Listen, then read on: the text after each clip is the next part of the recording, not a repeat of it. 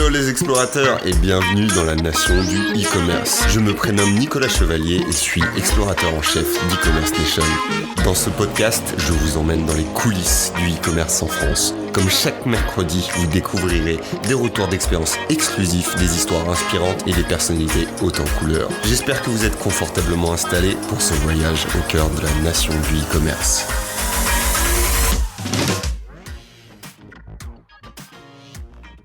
Bonjour Chonéade, comment vas-tu? Bonjour Audrey, très bien et toi? Ça va super, merci. Donc je suis ravie de t'accueillir pour ce podcast. Est-ce que dans un premier temps, tu pourrais te présenter et nous retracer ton parcours professionnel? Avec plaisir. Donc je suis Chonéade Desgremont, la fondatrice des Petites Culottées. J'ai 27 ans et j'ai fait 15 ans d'horaires aménagés musique quand j'étais plus jeune, avant de sauter dans le grand bain d'une école de commerce et justement de faire un bachelor de management international ainsi qu'un master start-up et développement numérique. Ok.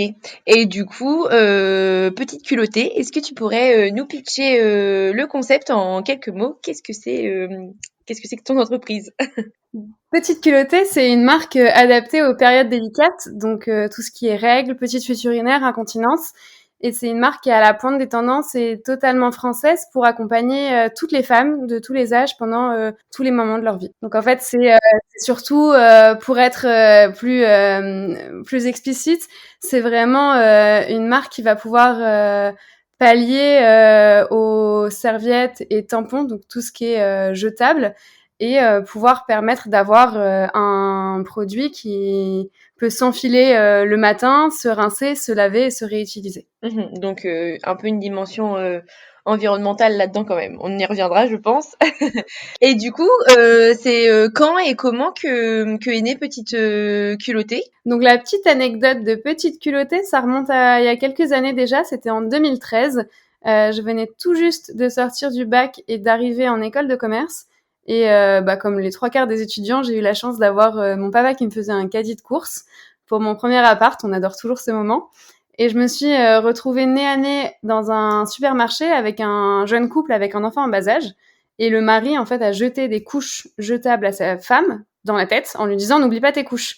Donc moi, je n'ai pas trop compris. En fait, au début, je me rappelle très bien m'être tournée vers papa en lui disant « Mais pourquoi la nana à 35 ans, elle a des couches, enfin je comprends pas. » Donc il y a eu un petit sourire de la part de mon père qui m'a dit mais parce qu'elle vient d'accoucher et elle a des fuites urinaires, etc. Donc c'est quelque chose dont on ne parle pas du tout, enfin dont on ne parlait pas du tout en 2013. C'était complètement tabou. Personne savait qu'on pouvait avoir des fuites urinaires après l'accouchement. Tant qu'on nous le disait pas, on l'apprend pas à l'école.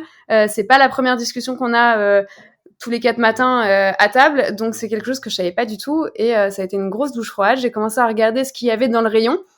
Et en fait, j'étais vraiment choquée. Je me suis dit, mais il n'y a rien du tout. La femme doit en même temps rester une femme, devenir une maman, voir son corps qui change. Et en plus, elle se prend des couches jetables dans la tête. Enfin, sympathique, quoi. Horrible. Voilà. Donc, c'est né d'ici, le concept.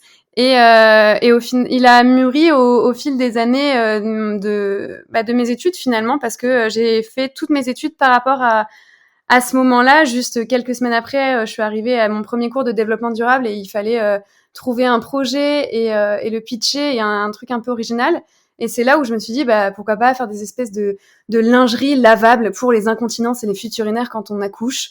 Et en fait, je me suis dit que c'était pas si mal. Après, je suis partie à l'étranger en expat l'année d'après au Maroc. Et en fait, j'étais avec plein de copines qui peuvent pas mettre de tampons de par la religion. Je me suis dit, en fait, ça peut aussi fonctionner pour les menstruations. Et de fil en aiguille, après, je suis partie en Russie. J'ai choisi exprès ce pays-là. Et voilà, pendant les 5 ans, en fait, tous les projets qui avaient possible et inimaginables en école de commerce, j'ai bossé là-dessus. Ok, ça tournait autour de ça. Voilà, l'idée n'est pas si mauvaise et on est parti de toute la base avec ce constat dans un supermarché où au final, je suis partie sur l'incontinence et après je me suis dit non, finalement les règles aussi. Et en fait, incontinence mais fuites urinaires, mais aussi pour les personnes autistes et pour les personnes handicapées et pour les jeunes mamans et voilà. Et en fait, j'ai essayé de trouver par rapport à toutes les rencontres que j'ai faites à l'étranger, le produit le plus en adéquation avec toutes les femmes et tous les moments de la vie parce que on n'y pense pas, mais à 40 degrés au Maroc, il fait super chaud. Une serviette hygiénique, c'est l'enfer. Et à moins 40 en Russie, Et ben une serviette hygiénique, c'est l'enfer aussi parce que ça gèle sur les parties intimes. Bref, je passe les détails. Mais pour l'avoir vécu, finalement, on se rend compte que d'offrir une lingerie, une pièce comme ça, un peu singulière, à l'époque, ça n'existait pas du tout. Ça pouvait aider plus d'une femme pour se sentir bien dans son corps et bien dans sa tête, quoi. Voilà. Ok, bah super histoire. C'est vrai que en 2013, c'était pas super connu encore les sous-vêtements comme ça pour quand on a nos règles. Bon, c'est vrai que maintenant ça se démocratise un peu plus en ce moment de par les marques qui veulent avoir une démarche un peu plus éco-responsable quoi. Mais c'est vrai qu'en 2013, c'était moi je connaissais pas du tout. Parce qu'on a le même âge donc on a vécu les mêmes choses. Voilà, 2013, j'avais pas du tout. Il commençait à y avoir justement les sorties des cups, etc. Donc c'était déjà une première protection réutilisable. Donc c'est déjà quelque chose de très novateur, mais il n'y avait pas forcément soit des serviettes lavables, soit des lingeries menstruelles. Et du coup, voilà, ça a mûri en 2013 jusqu'à trouver toute la technologie possible, enfin la technologie la plus en adéquation avec les besoins des femmes et sortir la marque en 2018. Ok, 2018, la marque est sortie, donc 5 ans à faire les projets et puis ok. Bon, au moins t'as eu le temps de mûrir le truc et tout. 5 ans à faire le tour du monde, trouver les fournisseurs, les protos, enfin voilà, tout ça quoi. Ok, bah c'est top. Et selon toi, c'est quoi un peu la valeur ajoutée de la marque par rapport à l'ensemble qu'il y a sur le marché d'offres en ce moment sur ce type de produit? Pour Petite Culottée, la valeur ajoutée, je dirais que c'est la singularité. Aujourd'hui, on est encore les seuls, on a été la première marque en 2018 et aujourd'hui, on est à 113, 114. Je connais pas le nombre exact, ça fleurit tous les jours, donc on était à 113, 114 il y a encore quelques jours. Peut-être qu'aujourd'hui, on est à 116, qui sait. Mais du coup, je dirais la singularité parce qu'on est une marque de lingerie qui est unique avec des broderies qui sont et des dentelles qui sont totalement faites pour la marque. Et voilà, on se distingue par notre singularité dans le sens où on correspond à toutes les femmes, toutes les morphologies et toutes les pathologies. Et ça, c'est indispensable. Oui, c'est bien de le rappeler. Et du coup, tu disais vous êtes combien? Alors là, du coup, on est 4 à plein temps et après, on bosse avec d'autres personnes. On en a 3 autres qui bossent avec nous, sachant qu'on a restreint un petit peu par rapport à la conjoncture actuelle. Alors, c'est pas forcément le sujet le plus en vogue, mais par rapport à la conjoncture actuelle, on a restreint parce que comme on est sur une marque, on est une marque de lingerie, mais on est paramédical.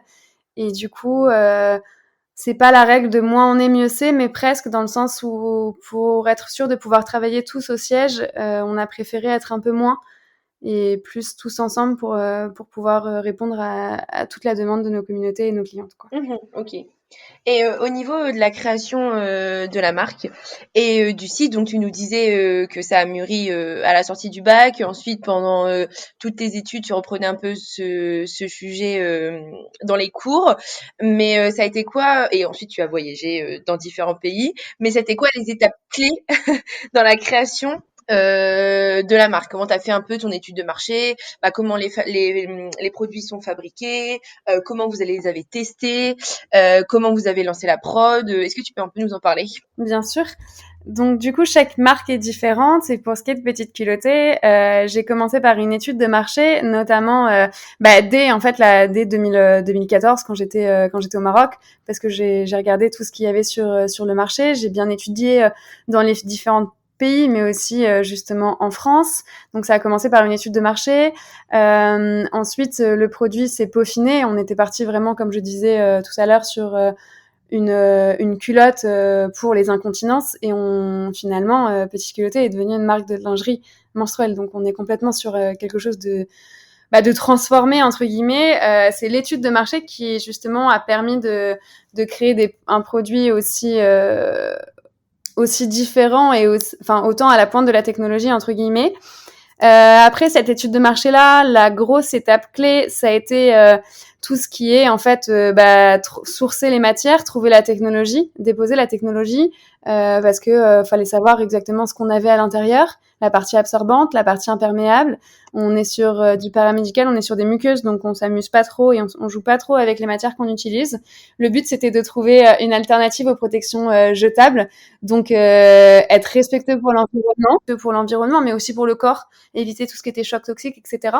et avoir, comme c'est une lingerie qui est en contact direct avec les muqueuses, il fallait que ça puisse respirer, que ça soit avec une partie absorbante, innovante, une partie imperméable pour pas qu'il y ait de fuite, etc. Donc ça a été une grosse partie. Ça a été sourcer les matières, faire des tests au niveau des prototypages, etc. Après avoir fait les premiers prototypes et sourcer les matières, il y a eu justement la grosse étape de la recherche des fournisseurs. Je voulais absolument faire de la fabrication 100% française. Donc ça a été vraiment une grande étape de Petite Culottée, c'était la recherche des fournisseurs. J'ai visité tous les ateliers jusqu'à trouver l'atelier qui était le plus en adéquation avec mes valeurs et mes envies. Donc voilà, ça a été une grosse étape. Après, on a fait du coup des prototypes avec cet atelier, on a fait plein de tests, des bêta-testeuses qui ont testé les lingeries, on les a améliorées, etc. Donc ça, super intéressant.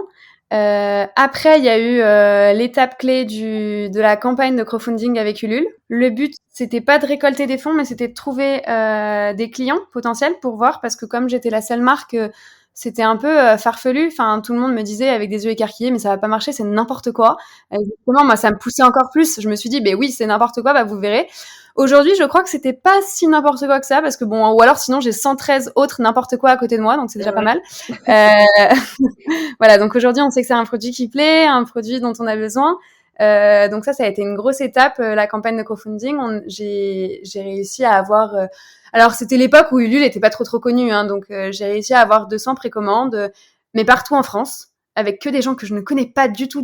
J'ai pas fait marcher mon réseau, ni d'école de commerce, ni mon entourage proche, exprès, parce que je savais que je pouvais avoir plein de ventes, et je me suis dit, ça sert à rien d'avoir des one-shots pour avoir des copains et des copines qui m'achètent pour me faire plaisir. Moi, je veux des vraies clientes. Et du coup, bah voilà, j'en ai eu 200, donc trop cool.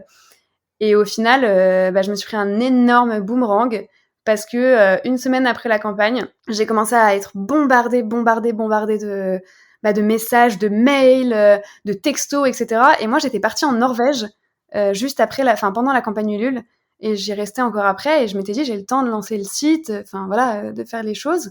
Et bah pas du tout en fait, parce que vraiment beaucoup de gens, mais quand je dis beaucoup, c'est vraiment énorme. La campagne s'est terminée mi-janvier, et en fait j'ai lancé le site le 2 février, donc en 15 jours on a fait un site internet. J'ai lancé le site, et en 3 semaines on a vendu 1000 culottes. Ah oui, c'est beau quand même. C'est mieux quand ça se passe dans ce sens-là, hein. Voilà, c'est plutôt beau. Donc j'étais très contente de mes 200 précommandes, je me suis dit ouais, c'est trop chouette, etc. Et en fait je me suis pris 1000 lingeries achetées derrière. J'ai fait ah ouais, j'étais pas du tout prête en fait à ça, parce que quand on monte sa marque, il y en a beaucoup qui croient énormément à leur projet et qui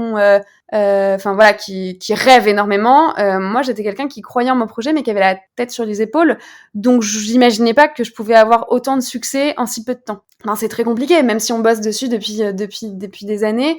Je m'attendais pas du tout à avoir 1000 lingeries vendues en 3 semaines. Enfin, c'est incroyable, parce que c'est un produit qui était pas testé, qui était complètement novateur, que personne ne connaissait. Il fallait laver sa lingerie. Et en fait, ça a explosé. Donc, j'ai dû lancer mon site internet. J'ai fait un master de start-up et développement numérique, ce qui m'a permis de pouvoir toucher un peu au codage. Et du coup, j'ai fait tout mon site sur PrestaShop. Quasiment toute seule, 90% du site.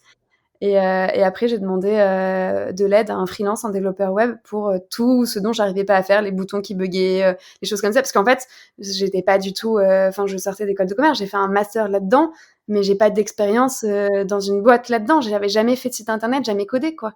Outre que les travaux de groupe. Donc, ouais, c'était un vrai challenge. Ça, c'était, je pense, une belle étape clé de la boîte. Et il y a eu le lancement de la première production, qui s'est fait...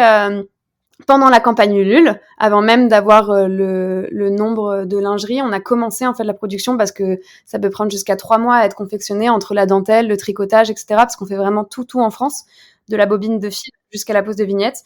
Donc, pour pas faire attendre 6 mois nos clients, on avait commencé tout ce qui était dentelle, etc. Les élastiques, commencé à faire le tricotage, découpage, etc. Donc voilà, les grosses étapes clés, ça a été celle-ci. Ok. Et vous, du coup, t'as des genre les dentelles, le tricotage et tout, c'est pas dans les mêmes endroits, mais tout est en France. Alors, donc la majeure partie, c'est dans le même endroit, dans le nord de la France, de la bobine de fil à la pose de vignette. En gros, il y a toutes les étapes qui sont faites dans cet atelier-là. Les seules étapes qui sont pas faites dans cet atelier-là, pour ce qui est des lingeries, hein, j'entends, parce qu'après on a d'autres produits, mais les lingeries menstruelles, toutes ces étapes sont faites dans notre atelier, sauf ce qui est les vignettes de marque, donc là où il y a écrit petite culottée, c'est fait chez Néré, du coup, dans le sud de la France. Et bien évidemment, la dentelle et la broderie sont pas faites dans cet atelier-là. Elles sont faites chez Noyon-Calais pour ce qui est de la broderie, la dentelle, excusez-moi. Et pour la broderie, tout est fait chez Levaux. Donc en fait, je dessine toutes les dentelles et toutes les broderies, et on a des super ateliers qui m'ont fait confiance, les yeux fermés. Je les remercie encore et toujours. Qui ont cru en ce projet complètement fou et qui m'ont dit, malgré les petites quantités, on suit, c'est génial, on y va. Et donc j'ai la chance d'avoir des broderies qui sont vraiment en exclusivité pour la marque Petite Culottée. Et du coup, c'est mes propres dessins qui sont faits sur des machines de plus de 25 mètres de long. Et tout est refait à la main derrière. Enfin, c'est incroyable. Donc, c'est vraiment super chouette. C'est vrai, ça, que ça doit être fou. Et je pensais à quelque chose là quand tu parlais par rapport. Oui, justement, je voulais dire à ceux qui nous écoutent d'aller sur le site du coup petiteculottée.fr. Et c'est vrai que les dentelles, des culottes notamment, sont assez reconnaissables et identifiables pour la marque, je trouve. Et du coup, c'est toi qui les dessines. Donc, t'avais quand même. Le dessin, c'est quelque chose qui t'a toujours passionné ou pas du tout? Ou c'est venu comme ça un peu, t'avais pas le choix, donc tu t'es dit tiens. Non, je suis issue d'une famille quand même assez artistique. Mes grands-parents, c'était surtout dans la musique. Ils étaient chanteurs à l'opéra, etc. Mon père est auteur, compositeur, interprète et réalisateur vidéo. Ma mère est historienne. Donc, bien évidemment, c'est des métiers qui touchent à tout ce qui est artistique. Donc, quand j'étais petite, je faisais partie de la team qui jouait pas forcément avec des Barbie et des Action Man. Genre, j'en ai eu, hein, comme tout le monde. Mais j'étais plutôt la team qui était super contente de s'amuser avec un bâton et dessiner dans la terre avec un bâton, quoi. Voilà. Du coup, j'ai toujours eu un crayon dans la main le week-end ou même à l'école. Enfin voilà, j'avais toujours un stylo dans la main et je faisais des gribouillis comme beaucoup ont commencé à faire des gribouillis. Et j'avais jamais fait de dessin de dentelle ni broderie. Alors c'est peut-être dans les gènes aussi parce que j'avais mes arrière-grands-parents qui bossaient justement dans tout ce qui était ornement, broderie, etc. Donc c'était passementier, donc c'est tout ce qui est ceinture. Bon, ça remonte à il y a très très longtemps. C'est des métiers qui sont complètement perdus. Mais c'était aussi avec les ornements, broderie, etc. Donc peut-être que c'est dans les gènes et que je le savais pas. Mais je me suis prêtée au jeu de faire des petits gribouillis qui finalement ont donné des dentelles et des broderies. Voilà. Et aujourd'hui, c'est vraiment le moment passionnant quoi. J'adore vraiment. C'est mon petit moment. C'est le moment où je suis dans ma bulle. Et je dessine des broderies en fait à des moments pas improbables, mais au moment de l'inspiration. Je peux me réveiller à 3 heures du matin et dessiner une broderie, comme être au milieu d'une rivière et dessiner une broderie. Et voilà. Et en fait, c'est selon l'inspiration que j'ai et tout découle derrière, le nom de la lingerie, la couleur. Enfin voilà. Et c'est vraiment super parce que ça permet d'avoir une lingerie complètement unique. Et on les revoit pas. Je suis passionnée de lingerie depuis que je suis toute petite. Et sans vouloir trop m'avancer, j'ai jamais vu des broderies ou des dentelles qui ressemblaient à celles de Petite Culottée. Oui, oui, c'est pour ça que je te disais que je trouvais que c'était un peu les dentelles notamment qui sont identifiables, je trouve, à la marque. Ouais. Et du coup, tu nous disais que d'abord ça a commencé avec les culottes, mais vous avez étendu l'offre après ou en même temps? En fait, ça s'est fait au fur et à mesure dans le sens où Petite Culottée, c'est une marque qui est hyper transparente et c'était une volonté en fait. Je voulais la base de Petite Culottée, c'était comme je disais tout à l'heure, de faire du made in France, complètement fabrication française et c'était pas pour surfer sur la vague de la fabrication française, mais c'était pour redorer l'image de tous les métiers qui sont complètement perdus. Je parlais de passementier pour mes arrière-grands-parents, mais il y a aussi luthier, les gens qui font des violons, et 3/4 des gens savent même pas ce que c'est qu'un luthier, etc. C'est des métiers qui sont complètement perdus. Et moi, je voulais redorer ces images de broderie, de dentelle, les personnes qui travaillent en usine et on connaît même pas leur nom. Ils ont chacun plein de postes, etc. Je trouvais ça incroyable et c'est pour ça que Petite Culottée était aussi transparent. C'était pour montrer en fait l'envers du décor, les coulisses des usines, les coulisses des ateliers, etc. Et finalement, de fil en aiguille, nous on montrait vraiment énormément les coulisses et a toujours interrogé nos clients, notamment on est quand même une marque, une DNVB, donc on est totalement digital. On a quand même 20% du chiffre d'affaires qui est fait chez des revendeurs en France et à l'étranger, mais il y a quand même 80% qui est fait sur le net. Donc, on échange énormément avec les clients au jour le jour. Les clientes, c'est elles qui m'ont poussé à créer la taille haute pour les flux hyper abondants, parce que on avait fait juste flux léger, flux moyen. Et il y a plein de clientes qui ont dit mais non, on a des flux hyper abondants, notamment après le postpartum, pour les retours de couche, les stérilés en cuivre, etc. Et du coup, je me suis dit bah oui, en fait, il y a une vraie demande. Après, pareil, les clientes voulaient absolument un haut qui était assorti, et nous, on voulait pas faire un haut pour faire un haut. C'était pas le but en fait. Le but de Petite Culotté, c'était d'apporter une solution à une demande qui est existante. Donc pas faire des produits pour faire des produits. Et c'est pour ça qu'on a fait un premier haut, ça a été la brassière de sport, parce qu'on nous demandait justement d'aller avec la lingerie. On s'est dit bah la brassière de sport, il y en a plein qui nous la demandent, ça peut être canon. On a bossé 2 ans sur un soutien-gorge incroyable qui est tout en un. Qui est le même soutien-gorge pour n'importe quelle femme, mais en même temps pour les pathologies cancéreuses, pour pouvoir mettre tous les types de prothèses, et en même temps le soutien-gorge est pour les allaitements. Donc il fait tout. On a fait 1 milliard de prototypes, de tests, etc. On a travaillé avec énormément de personnes du corps médical, que je remercie encore au passage. Et voilà, donc ce soutien-gorge-là s'est créé. Après, les clientes voulaient aussi d'autres hauts, donc on a créé un caraco qui est assorti à la culotte. Il y avait la demande des jeunes filles qui peuvent pas aller à la plage ni à la piscine parce que c'est les premières règles, on met pas de tampon. Donc il y a eu le maillot. Et en fait, c'est toutes nos clientes petites culottées qui sont hyper fidèles, mais vraiment hyper fidèles, c'est incroyable. On a certaines clientes qui ont commandé 7 fois. Ça fait à peine 3 ans qu'on existe. Enfin, franchement, c'est magique. Elles nous suivent depuis le début, depuis les prémices, et c'est grâce à elles qu'on crée les produits au fur et à mesure. En fait, c'est elles qui choisissent leurs pièces, et elles choisissent carrément les couleurs, les noms, etc. Donc moi, je dessine les broderies, et après, elles participent à toute la création des pièces. Donc c'est pour ça que la gamme s'est étoffée, l'offre s'est étoffée, grâce en fait à nos clientes. Ok, bah je pense que c'est ce que tout le monde devrait faire. mais c'est une super c'est une super idée de prendre en compte comme ça tous les avis des clients, et aussi la personnalisation, c'est de plus en plus apprécié des consommateurs. Mais est-ce que vous avez pensé un peu à proposer des produits customisés, ou pas forcément, pour aller encore plus loin dans cette réflexion du client?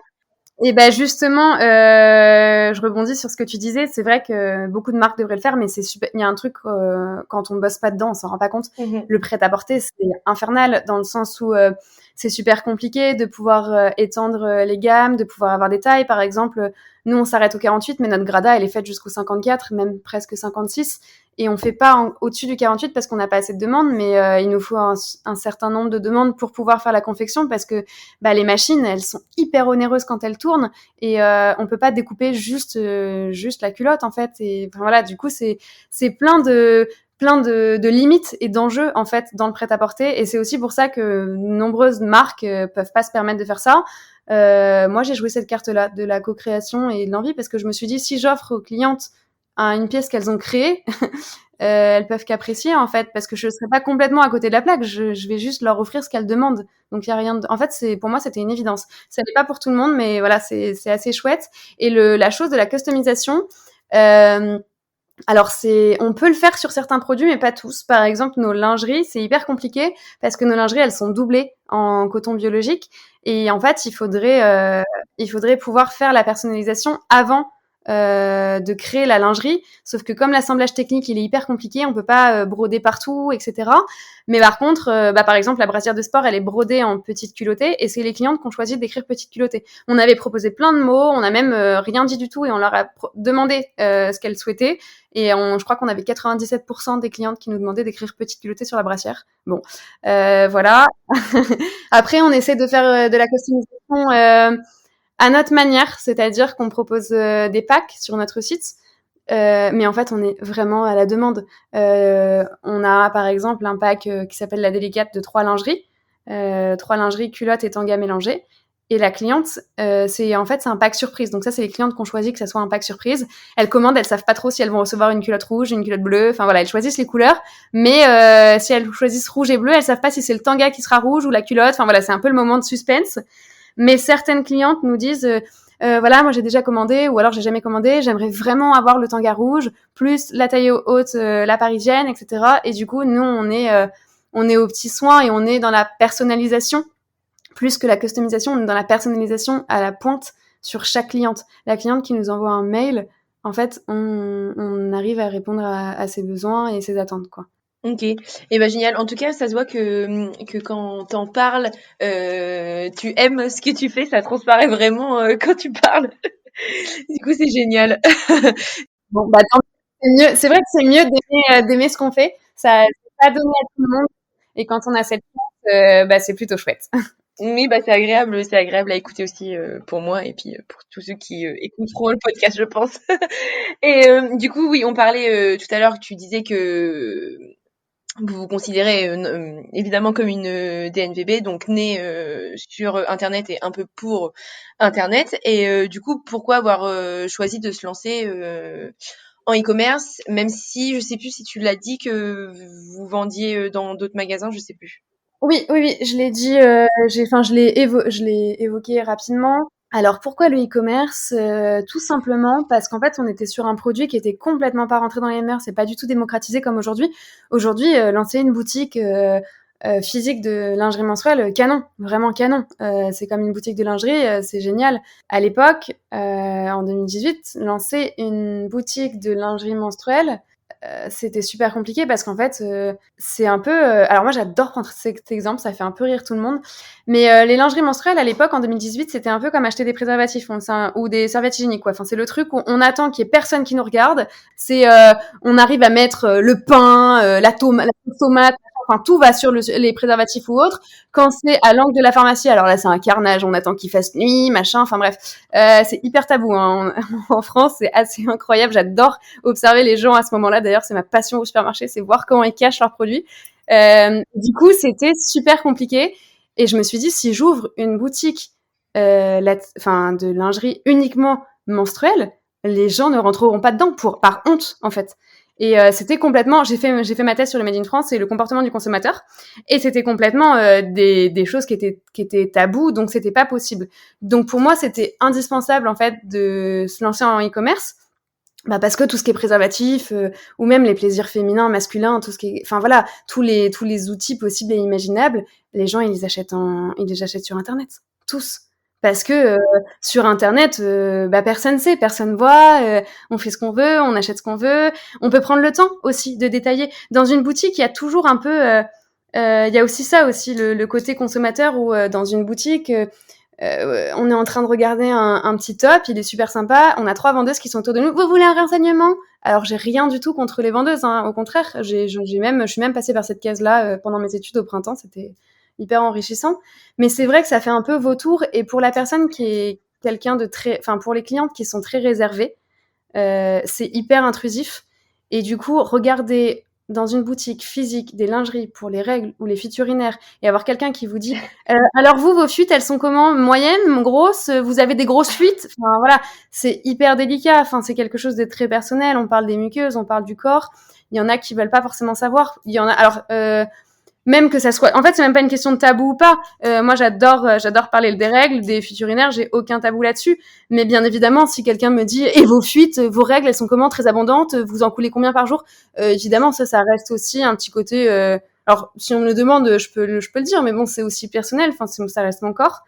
Et du coup, voilà, c'était une des raisons pour laquelle la boutique en ligne, c'était génial. La cliente petite culottée pouvait se retrouver sur le site, prendre le temps de lire les choses, de savoir d'où ça venait, comment. Voilà, le site il est hyper détaillé avec le concept, l'univers, les matières premières, la fabrication, le lieu de fabrication de chaque produit, etc. Et la cliente en fait, elle a vraiment le temps de regarder. Elle peut regarder, revenir et acheter si elle souhaite, etc. Sans être un peu oppressée. Dans un endroit un peu inconfortable. J'entends uniquement pour la lingerie menstruelle, hein. Je parle pas de boutique de lingerie. Les boutiques de lingerie, c'est hyper canon. Moi, j'adore. Je passe mes heures dedans.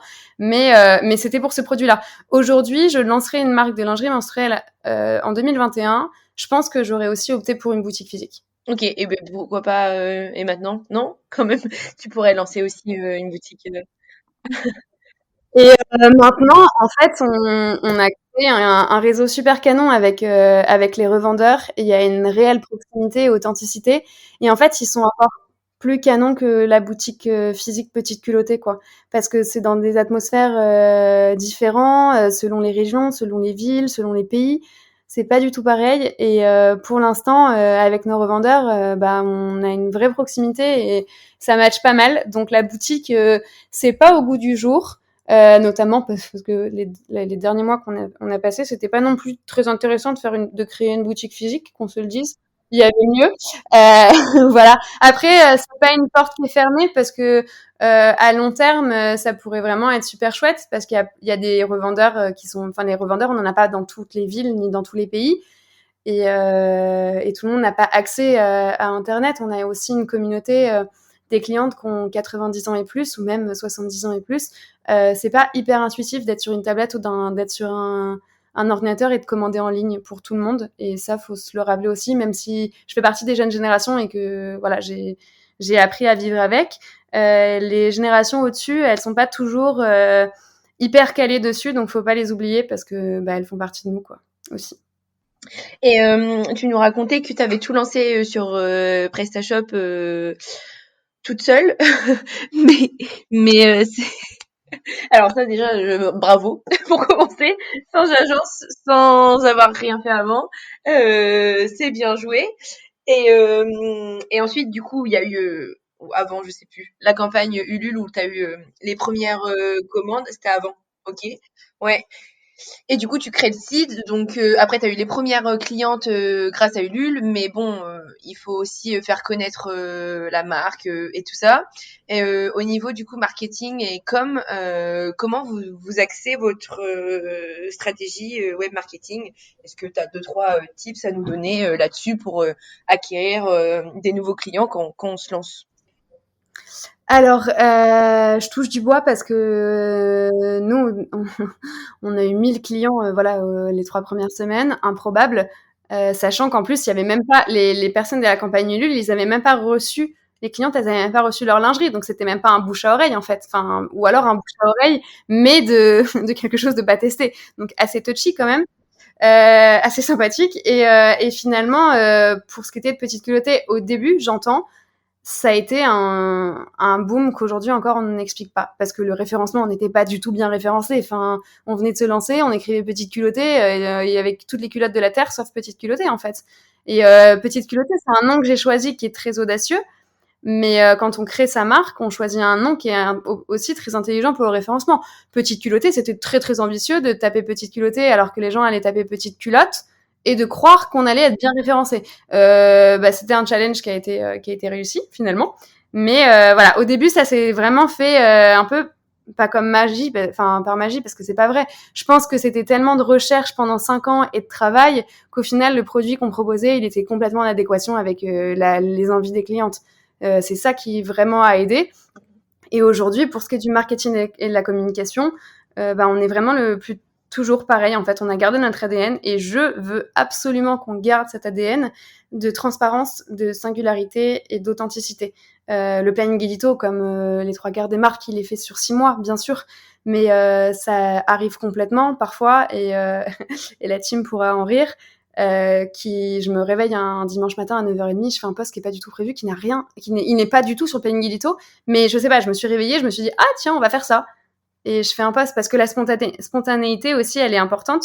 Donc c'est bien de tout caler en com et en market, mais faut savoir aussi rester authentique et pas perdre sa singularité et son ADN. Donc il y a beaucoup de ça chez Petite Culottée, c'est vraiment au jour le jour la spontanéité qui prend sa place. Et après, on a tout ce qui est marketing, etc., où on a des produits de qualité qui sont offerts, chaque commande est offerte dans une petite pochette en coton bio qui est siglée. C'est des pochettes qui changent à toutes les saisons, donc il y a la pochette printemps, la pochette été, la pochette hiver, automne. Donc les clientes, elles peuvent collectionner leurs pochettes. Elles ont des colis qui peuvent être gardés à la maison parce que les colis peuvent être personnalisés à l'intérieur, etc. Ils peuvent être retournés. Enfin voilà, c'est toute cette expérience-là. Je me suis dit, on est une DNVB. Heureusement, on a précisé DNVB avant parce que pour ceux qui nous écoutent, c'est pas cool sinon. On est, faut pas oublier aussi à qui on s'adresse. On est une DNVB et Mais il fallait pas en oublier qu'on reste des humains aussi. Et du coup, fallait pouvoir offrir quelque chose de qualité. On est sur du haut de gamme chez Petite Culottée. Et voilà, toute la com et tout le market, ça va avec. Oui, c'est vrai qu'on n'a pas parlé de la, on n'a pas parlé de la stratégie prix, mais c'est vrai que c'est des prix qu'on peut considérer comme assez élevés, avec des culottes qui peuvent aller jusqu'à 80 €, si je ne m'abuse. La plus chère des lingeries, elle est à 62 et 80 €, ouais, c'est avec Caraco, Oui, c'est ça. par Du exemple. coup, c'est quand même, oui, des produits assez onéreux, mais je pense qu'ils se justifient aussi par la cible et la qualité des produits qui sont certifiés Ecotex, etc. Et qui font travailler aussi des artisans français. Donc, c'est aussi important de le rappeler, quoi. Bah oui, oui, complètement, parce que Petite Culottée, c'est vrai que toutes les pièces qu'on fait, elles sont faites à la main. Pour toutes les clientes qui ont commandé ou pour les prochaines qui commanderont, elles savent que sur chaque pièce, il y a une étiquette avec écrit contrôlé par Marine, contrôlé par Caroline. Enfin, c'est le nom des couturières qui ont fait le produit. Donc ça va jusque là. C'est vraiment l'offre, elle est complètement complète. De la bobine de fil à la pose de vignette. Quand je dis pose de vignette, c'est vraiment il y a quelqu'un derrière encore jusqu'au bout qui a contrôlé la lingerie et on sait qui l'a créée en fait. Donc ça, pour moi, c'était indispensable. Donc on a un gage de qualité supérieur pour les clients, étant donné qu'on a des certifications des labels. Origine France Garantie, c'est pas anodin.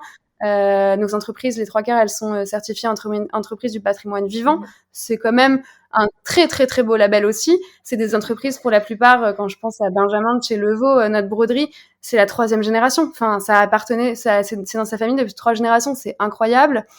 Mais quand on parle encore de Benjamin, de la broderie, on est sur quelque chose d'assez onéreux. Et il n'y a pas énormément de marge non plus.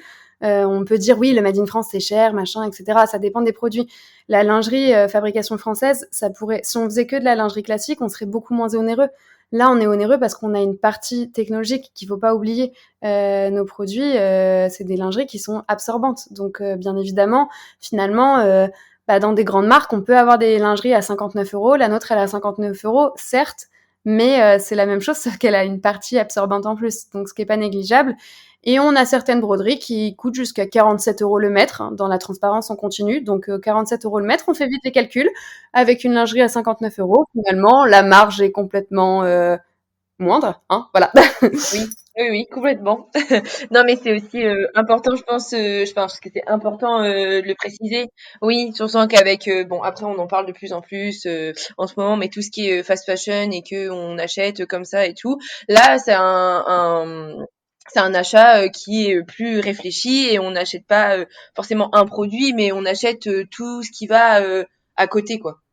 Oui, c'est tout ce qui va avec. Et puis, mine de rien, pour ce qui est des protections jetables, on s'en rend pas compte. On met ça dans le caddie en faisant les courses, mais un paquet de, enfin, on a facilement 10 €, 15 €, enfin, selon l'abondance des gens entre guillemets et des femmes tous les mois. Finalement, nous, notre entrée de gamme, la lingerie la moins onéreuse, elle est à 44 €.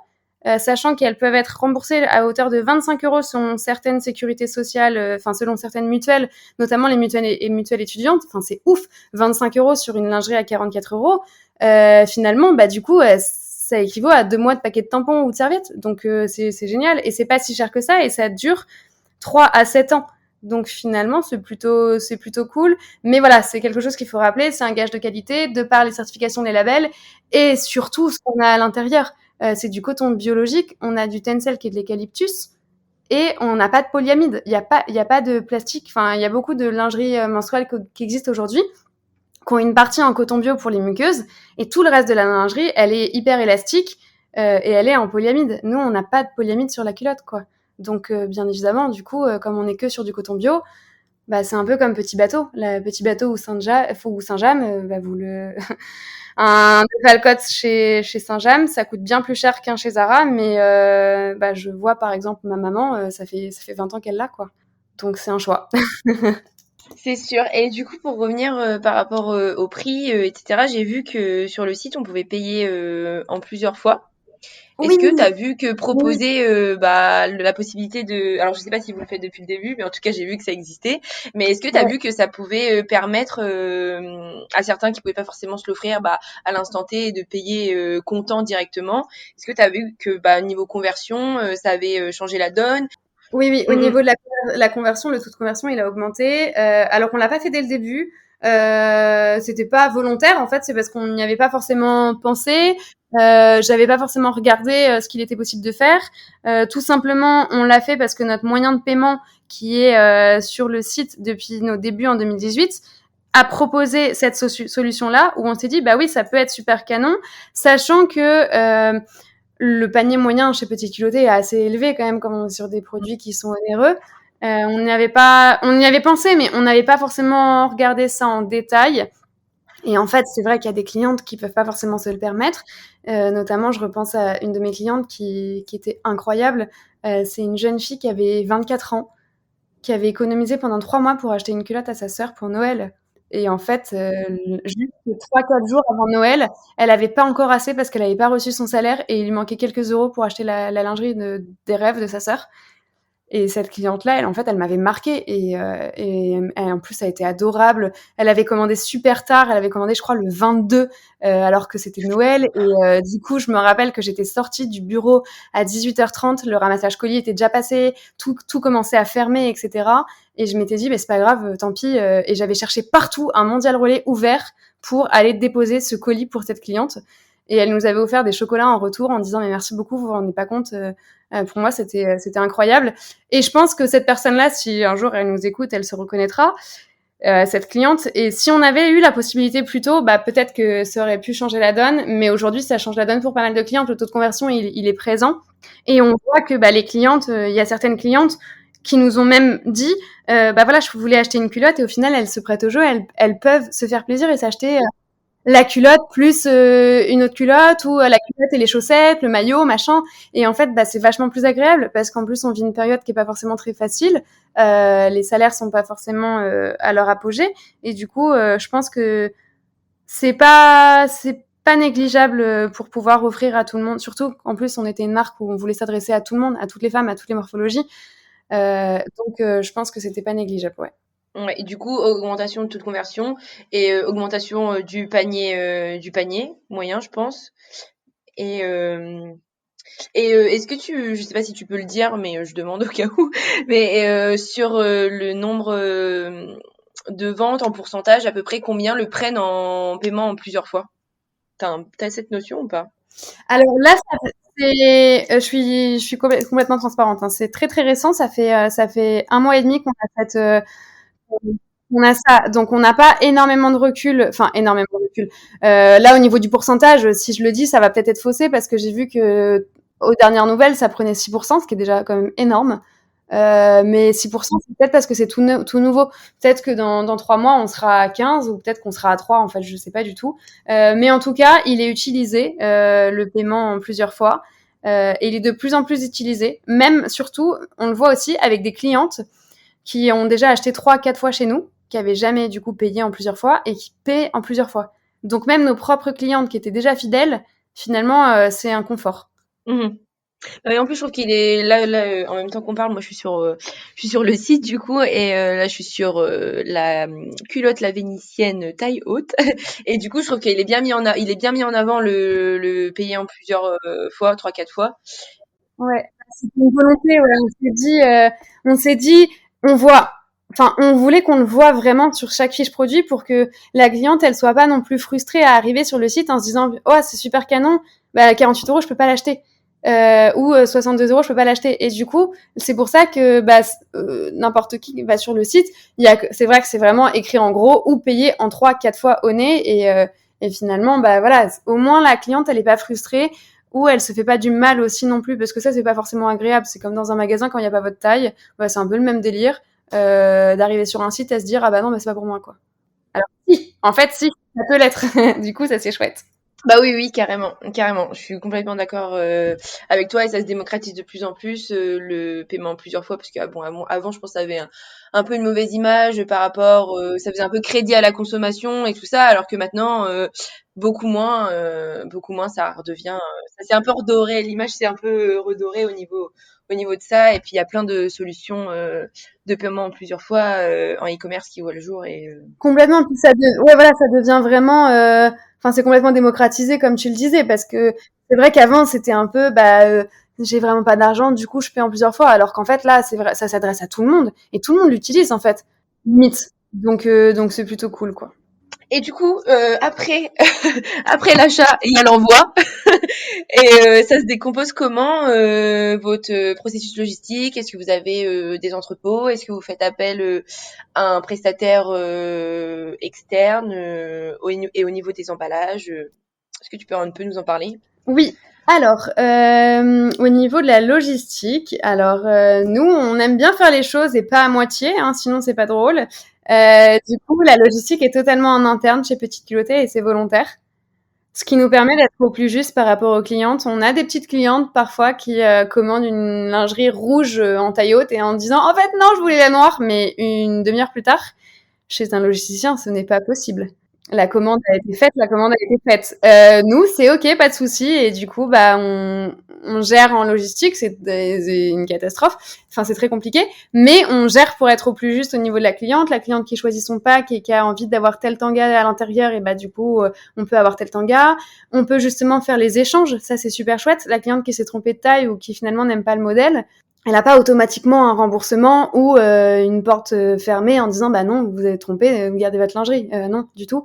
Et en fait, le fait d'être totalement en interne, on est complètement autonome et du coup, on peut complètement gérer. On peut faire des petites actions aussi en offrant pour une occasion, par exemple, je sais pas, bon, c'est pas le cas, mais on a eu, je vais prendre quelque chose qu'on a fait. On a fait il y a quelques semaines, on a offert un petit sachet de lavande pour le rappel de l'enfance et de l'authenticité dans chacune des commandes du jour. Ça, c'est un truc qu'on peut, c'est trop chouette parce que chez un logisticien, il faut s'y prendre à l'avance, être sûr que le logisticien, il ait bien compris qu'il fallait mettre tel cadeau dans tel colis, etc. Et du coup, là, nous, on a complètement la main dessus. On peut tout faire en interne. Donc, on a notre entrepôt avec nos commandes qui sont effectuées tous les matins et un ramassage colis avec nos différents transporteurs. Et après, pour répondre à la question de l'emballage, on est toujours sur un côté, une sensibilité hyper environnementale, zéro déchet. Donc, bien évidemment, on a un colis en craft avec à l'intérieur une carte explicative, la pochette en coton bio réutilisable du coup, et la pièce petite culottée à l'intérieur, rien d'autre. C'est le strict minimum parce que la carte explicative, elle n'est pas là pour faire joli, c'est parce que c'est quand même hyper utile pour comprendre comment laver sa lingerie, comment l'utiliser, ça c'est indispensable. Parce qu'on peut retrouver les informations sur le site, mais c'est toujours bien de les avoir à côté. Et puis comme on voulait, comme on est sur de la lingerie haut de gamme, on pouvait pas se permettre de simplement mettre la lingerie comme ça, comme un cheveu sur la soupe dans le carton, c'est pas très très hygiénique. Donc on a trouvé cette alternative de pouvoir proposer des petites pochettes en coton bio siglées qui changent toutes les saisons, comme ça on n'a pas tout le temps les mêmes si on a commandé plusieurs fois. Et puis en même temps c'est réutilisable en fait, donc du coup ça peut remplacer justement ce papier de soie qui est génial dans les marques de lingerie, mais généralement on entasse le papier de soie pour les cadeaux de Noël ou alors on le jette, on l'utilise pas forcément. Et là, la petite pochette, on en fait plein de trucs. On peut mettre le maquillage à l'intérieur, les lingettes démaquillantes. Ça peut être la pochette. On a beaucoup de clientes qui le font avec la fonction première de cette pochette, qui transportent les culottes dans leur sac grâce à cette pochette-là. Ni connu pour aller aux toilettes, c'est quand même mieux. Donc voilà, c'est pour les emballages, c'est vraiment zéro déchet quoi. Ouais. Oui, c'est vrai que après quand tu fais là je parle vraiment en tant que consommatrice. C'est vrai que si j'achète de la lingerie quand même assez chère, j'ai effectivement pas envie de la recevoir dans le carton. Je pense que le déballage est aussi important et fait partie de l'expérience client, et c'est vrai qu'avoir une petite pochette et tout, c'est quand même important, je pense. Mais qui reste toujours dans le respect des valeurs que vous véhiculez à travers la marque. Donc tout est cohérent, quoi. Ouais, voilà, c'était indispensable. Je me voyais pas être en haut de gamme et envoyer une culotte posée comme ça dans un carton. Oui, non. Et en plus, c'est pas du tout hygiénique. On est quand même sur du paramédical. C'est une lingerie qui va être sur les muqueuses. Donc même si la cliente la lave avant l'utilisation, Ouais, je sais pas, c'est pas un jean quoi, donc c'est différent. Mmh. Et du coup, je pense que on va finir là-dessus, même si j'aurai une petite conclusion par savoir si tu as des nouveaux projets pour la fin de l'année. Mais est-ce que vous vendez, parce que tu nous parlais que t'étais allé un peu partout dans le monde, enfin partout dans le monde, j'exagère, au Maroc, en Russie, en Norvège, en tous les cas, c'est les 3 pays que tu nous as cités. Mais est-ce que vous vendez à l'étranger? Oui, alors on vend à l'étranger depuis le début. Depuis le début, au fil de l'eau. Je m'explique parce que là, je te dis comme ça, on comprend pas tout. Pareil que les culottes en fait, et que toutes les pièces petites culottées. J'ai ouvert le site le 2 février 2018. Je retiens énormément cette date d'ailleurs parce que on doit se dire, elle est complètement folle. C'est parce que j'avais beaucoup travaillé avec ma grand-mère qui est décédée juste avant le lancement de la marque, à mon plus grand regret. Et c'est son anniversaire le 2 février, donc c'était un clin d'œil de rendre à César ce qui est à César. Voilà, c'est les petites choses à dire qui rappellent aussi le petit côté humain qui est agréable. Donc du coup, tout ça pour dire que j'ai lancé le site en février 2018, uniquement à la France, sans ouvrir les autres pays, parce que voilà, j'avais pas non plus l'ambition incroyable dès le début. Il fallait aussi garder la tête sur les épaules. Et finalement, j'ai ouvert au compte-gouttes les pays selon les demandes. Donc j'ai commencé à avoir des demandes en Belgique, donc j'ai ouvert la Belgique. J'ai commencé à avoir des demandes en Italie de clientes, en fait des clientes qui allaient sur le site, qui tombaient sur le site, qui nous disaient j'aimerais commander mais je peux pas commander. Et en fait j'ai ouvert pays par rapport aux demandes. Mais donc il n'y a pas du tout eu une stratégie en disant je commence par la Norvège parce que la Norvège ils sont hyper sensibles sur ces produits-là. Derrière je vais en Suisse, etc. Pas du tout. En fait, je l'ai vraiment fait par rapport à la demande et du coup, c'est pour ça que ça a eu une émulsion aussi grande parce que finalement, c'était les clientes qui demandaient à ouvrir le pays, quoi. Et du coup, le bouche à oreille était énorme derrière. Ok, et du coup, vous êtes sur combien de pays en ce moment? Combien de pays? On en a beaucoup et en fait, on en ouvre un peu au quotidien. Donc, le chiffre exact, je l'ai pas. Mais je sais que par exemple, on n'a pas ouvert la Chine volontairement. On n'a pas eu de demande non plus. Enfin, on a eu 2 demandes, donc pour moi, c'était pas assez suffisant. Et j'avais pas forcément envie d'ouvrir la Chine. Par contre, on a ouvert les Émirats Arabes Unis parce qu'on a eu beaucoup de demandes. Voilà. Enfin, en fait, ça s'ouvre vraiment au fil de l'eau. Et là, le nombre de pays exact qu'il y a, je saurais pas dire parce entre tous les petits pays qu'il y a à droite à gauche, je sais pas trop. Mais grosso modo, on a quand même, je sais pas. Enfin, on en a peut-être 35. 40? Je sais pas trop. Oui, mais quand même, enfin, on a tout ce qui est Allemagne, Andorre, Autriche, Belgique, Bulgarie, Canada, Danemark, Espagne, la Guadeloupe, la Hongrie, l'Irlande, l'Italie. En fait, on a l'Europe et on a aussi en dehors de l'Europe, quoi. On a la Nouvelle-Calédonie, la Nouvelle-Zélande, enfin, on a les Dom-Tom, Suède, Suisse, la Thaïlande. Enfin voilà, on en a pas mal, quoi. J'en ai oublié plein, je pense, mais Et j'ai vu aussi qu'il y avait des maillots de bain oui. menstruels. Oui, bah justement, ouais, ça fait pas longtemps que ça existe, les maillots de bain menstruels. Nous, on a lancé les maillots de bain menstruels l'année dernière. Du coup, là, on a sorti notre deuxième. Et en fait, c'est des maillots qui sont pareils. Moi, je voulais que ça soit un peu respectueux de l'environnement et parce que le polyamide, il n'y a rien de pire. Et en fait, du coup, on a lancé des maillots menstruels, mais qui sont en fibre de pêche recyclée. Donc, en fait, c'est fait avec tous les déchets marins. On récolte ça et c'est un fil qui s'appelle l'éconil. Et du coup, c'est voilà, tous les déchets marins qui nous permettent de faire une fibre recyclée. Ok, super intéressant. En tous les cas, moi, je pourrais parler de ça des heures parce que j'aime bien la lingerie. C'est des sujets qui me concernent, tout ce qui est soucis environnemental également, body positive et tout ça. Mais le temps file, donc je vais te demander, c'est quoi vos projets un peu pour la fin 2021? Alors pour la fin 2021, du coup, on a des nouvelles pièces un peu secrètes. Alors là-dessus, je ne pourrais pas trop, comme leur nom l'indique, secrètes, en dire plus.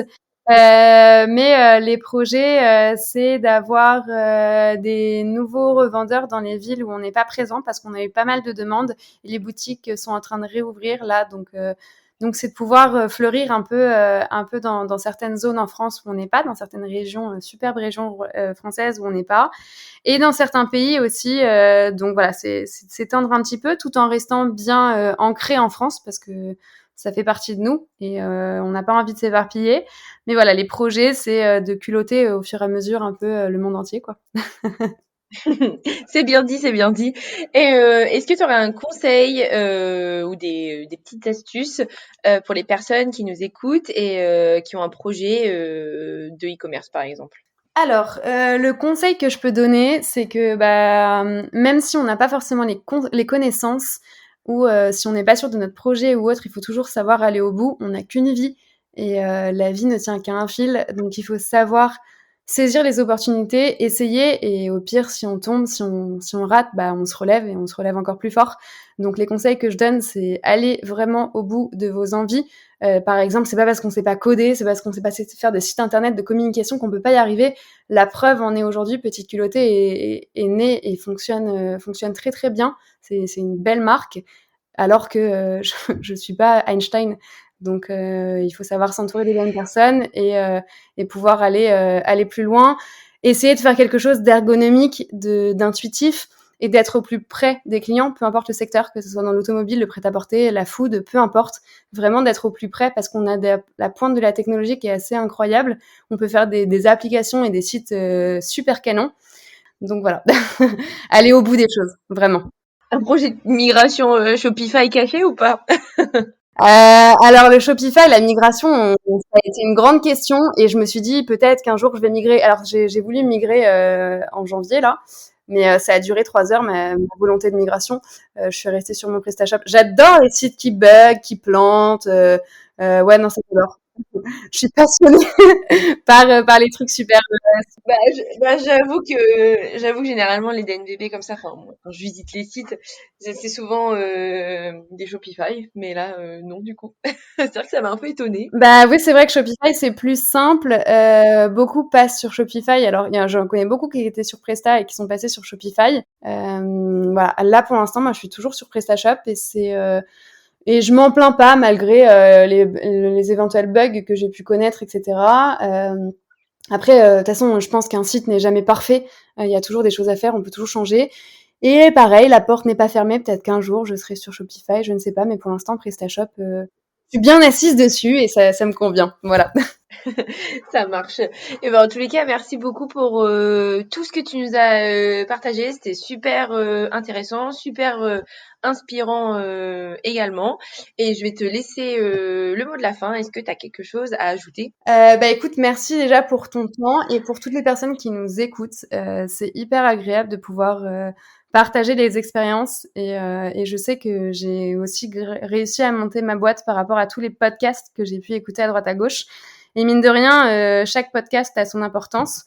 Donc le mot de la fin, c'est vraiment de croire en soi et d'essayer d'aller au bout malgré ce qu'on peut avoir autour de soi et tout ce qu'on peut nous dire. Voilà, c'était le mot de la fin. Merci, merci Chonéade, et n'hésitez pas à aller sur petiteculottée.fr pour voir tous les produits dont on a parlé durant cette heure. Super, merci beaucoup à toi Audrey.